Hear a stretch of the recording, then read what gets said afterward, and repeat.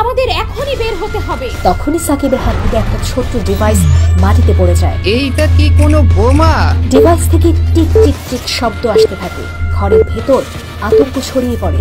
তোমরা সবাই অনেক দেরি করে ফেলেছো। দিবস, তামিম আর সাকিব স্ক্রিনের দিকে তাকিয়ে থাকে। তারা জানে এটা তাদের কাজ না। তাহলে কে এই রেড প্যানেল? স্ক্রিনের লাল আলো পুরো ঘরটাকে রক্তের মতো রঙে ঢেকে দেয়। এইটা বন্ধ করো দ্রুত। কিন্তু কেউ কিছু করতে পারে না। কম্পিউটার, ল্যাপটপ, মোবাইল সবকিছু রেড প্যানেলের নিয়ন্ত্রণে চলে গেছে। সবাই বিল্ডিং থেকে তাড়াতাড়ি বেরিয়ে পড়ো। এক মুহূর্তের জন্য সময় যেন থমকে যায়। তারপরই এক বিকট বিস্ফোরণ, ধোঁয়া, ধ্বংসস্তূপ, আগুনের ঝলকানি, সব অন্ধকার হয়ে যায়। আমাদের হাতে খুব বেশি সময় নাই, আমি কিন্তু সবকিছু ডিলিট করে দিতেছি। তাতে কি হয়েছে? পুলিশ যদি আমাদের ধরে ফেলে তাইলেই সব শেষ। ওরা পুরো এলাকা ঘিরে ফেলছে, কোনো পথ খালি নাই, আমরা ফেসে গেছি। রাত তখন 2টা। শহরের পুরনো ভাঙা একটি বিল্ডিং। বাইরে প্রচন্ড ঠান্ডা, চারপাশে নীরবতা, শুধু মাঝে মাঝে কুকুরের ডাক শোনা যায়। বিল্ডিং এর ভেতর ল্যাপটপের আলোয় মুখ দেখা যাচ্ছে 3জন ছেলের। নাম তাদের দিবস, তামিম আর সাকিব। তাদের চোখে আতঙ্ক। দিবসের হাত কিবোর্ডের ওপর চলছে।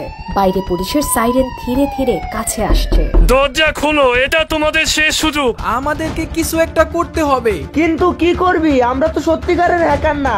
তুই কি করতেছ দিবস? আমাদের ট্র্যাকিং রেকর্ড ডিলিট করে দিচ্ছি, কেউ জানতে পারবে না আমরা এখানে ছিলাম। কি তুই কি পাগল? এটা করলে তো আমাদের সন্দেহ আর বাড়বে।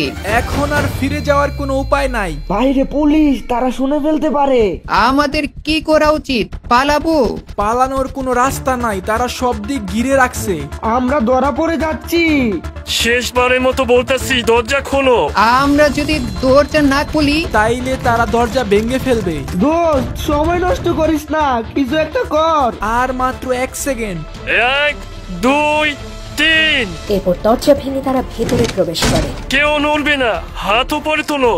আমরা কিছু করি নাই। তাহলে ট্র্যাকিং রেকর্ড ডিলিট করার চেষ্টা কেন করছিলি? আমাদের ভুল হয়ে গেছে স্যার। আমাদের ফাঁসানো হয়েছে, বিশ্বাস করুন। একদম চুপ, এখনই সব জানা যাবে। 3জন ধীরে ধীরে হাত তুলে দাঁড়ায়। তাদের মুখে কিসের যেন আতঙ্ক। পুলিশ তামিম দিবসকে হ্যান্ডকাফ পরাচ্ছে। তাদের মুখে আতঙ্ক। ঠিক তখনই এক পুলিশ সদস্য কম্পিউটারের স্ক্রিনের দিকে তাকিয়ে চমকে ওঠে। আরে এইটা কি? আমি জানি না স্যার, মনে হচ্ছে কোনো কোড নিজে থেকে চালু হয়ে যাচ্ছে। এইটা তোর কাজ তাই না? না না, এটা আমাদের কাজ না। স্যার, স্ক্রিনে নতুন কিছু দেখা যাচ্ছে। এইটা বন্ধ করো এক্ষুনি। স্যার, কিছুই করা যাচ্ছে না, সবকিছু অটো ডিলিট হচ্ছে। আমরা তো বলতেছি এটা আমাদের কাজ না। তাহলে কে করলো? যে আমাদের থেকে অনেক শক্তিশালী, পাওয়ারফুল। সার্ভার রুম থেকে আরো সিগন্যাল আসছে। স্যার, মনে হচ্ছে বাইরে কেউ রিমোটলি অ্যাক্সেস নেওয়ার চেষ্টা করছে। শালা, তাহলে কেউ আমাদের সাথে গেম খেলছে। ঠিক তখনই স্ক্রিন সম্পূর্ণ কালো হয়ে যায়। কিছু সেকেন্ড পর এক লাইন টেক্সট ভেসে ওঠে, গেম ওভার। এইটা কি মানে আমরা সবাই ফাইসা গেছি। কোনোভাবে ওদেরকে যেতে দিও না। দিবস, তামিম আর সাকিব একে অপরের দিকে তাকায়, কিন্তু কোনো কথা বলে না। সত্যি কি ওরা দোষী, নাকি অন্য কেউ ওদের ভাসাচ্ছে? পুলিশের বিশেষ সাইবার ইউনিটের অফিসার আলিয়া রহমান ধীর পায়ে এগিয়ে আসে। তোদের ধরা পড়তে বেশি সময় লাগলো না। আমরা কিছু করি নাই, আপনাদের ভুল বোঝাবুঝি হচ্ছে। ওটা আমাকে বলার দরকার নেই। তোমাদের সিস্টেম আমরা ট্র্যাক করে এখানে এসেছি। পুলিশ তাদের ভালোভাবে তল্লাশি করে এবং বিল্ডিং এর প্রতিটি অংশ চেক করতে শুরু করে। ঠিক তখনই এক পুলিশ সদস্য চিৎকার করে ওঠে, স্যার, এখানে আরো কিছু ডিভাইস পাওয়া গেছে। একটি গোপন ল্যাপটপ স্ক্রিনে আজব কোড ভেসে উঠছে। মনে হচ্ছে কেউ যেন এটা দূর থেকে কন্ট্রোল করছে। এইটা কি হচ্ছে? ঘড়ির কাঁটা রাত 3টা ছুঁই ছুঁই। পরিত্যক্ত বিল্ডিং এর ভেতরে থমথমে নীরবতা। কিছুক্ষণ আগেও যেখানে পুলিশের কোলাহল ছিল, সেখানে এখন পিনপত নীরবতা। তারপর এক মুহূর্তে সব লাইট বন্ধ। পুরো বিল্ডিং অন্ধকারে ঢেকে যায়। সবাই সতর্ক থাকুন, টর্চ লাইট অন করুন। কিন্তু কিছুতেই কিছু হয় না। সবার মোবাইল, রেডিও, এমনকি টর্চ লাইটও অকেজো হয়ে গেছে। যেন চারপাশে সব ইলেকট্রনিক ডিভাইস এক নিমিষেই অচল হয়ে গেছে। স্যার, আমাদের সিগন্যালও নেই, কারোর সাথে যোগাযোগ করা যাচ্ছে না। ঠিক তখনই হঠাৎ কম্পিউটারের স্ক্রিন জ্বলে ওঠে। সবাই আতঙ্কিত হয়ে সেদিকে তাকায়। স্ক্রিনে ভেসে ওঠে একটি চেনা প্রতীক, রেড প্যানেলের লোগো, একটি কালো মুখোশের মতো চেহারা, যার চোখ দুটি লাল জ্বলছে। তোমরা সবাই অনেক দেরি করে ফেলেছ।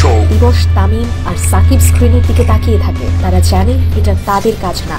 তাহলে কে এই রেড প্যানেল? স্ক্রিনের লাল আলো পুরো ঘরটাকে রক্তের মতো রঙে ঢেকে দেয়। তারপরেই কম্পিউটার থেকে বিকট শব্দ বের হতে থাকে, যেন কোডগুলোর গতি বাড়তে থাকে, যেন কেউ দূর থেকে পুরো সিস্টেম নিয়ন্ত্রণ করছে। এইটা বন্ধ করো দ্রুত। কিন্তু কেউ কিছু করতে পারে না। কম্পিউটার, ল্যাপটপ, মোবাইল সবকিছু রেড প্যানেলের নিয়ন্ত্রণে চলে গেছে। এত বড় কিছু কি সত্যি এই তিনজন করতে পারে? ওরা কি সত্যি হ্যাকার নাকি কেউ ওদের ফাঁসিয়েছে? আমরা কিছু করিনি, কেউ আমাদেরকে ফাঁসিয়েছে।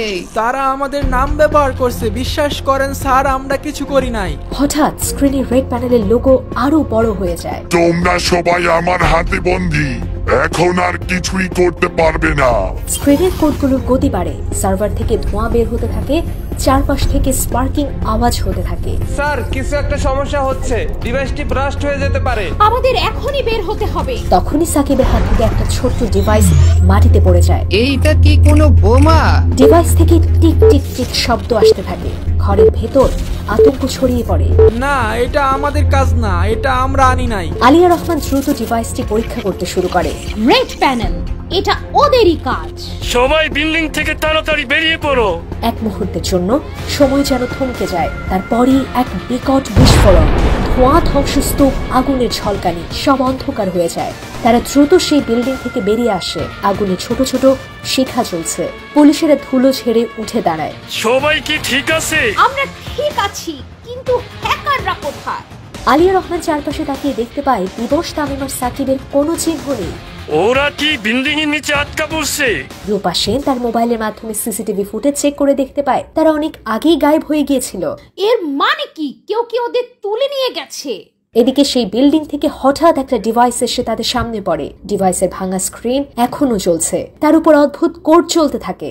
এটা দেখেন, স্ক্রিনে কিছু লেখা আসছে। ডিভাইসটি বলতে থাকে, আমি এখনো বেঁচে আছি, খুব শিগগিরই ফিরে আসবো। এরপর স্ক্রিন ঝলসে ওঠে, তারপরই সব অন্ধকার হয়ে যায়। রেড প্যানেলের প্ল্যান এখনো শেষ হয়নি, আমাদের তৈরি থাকতে হবে। এইটা কেবল শুরু হতে পারে।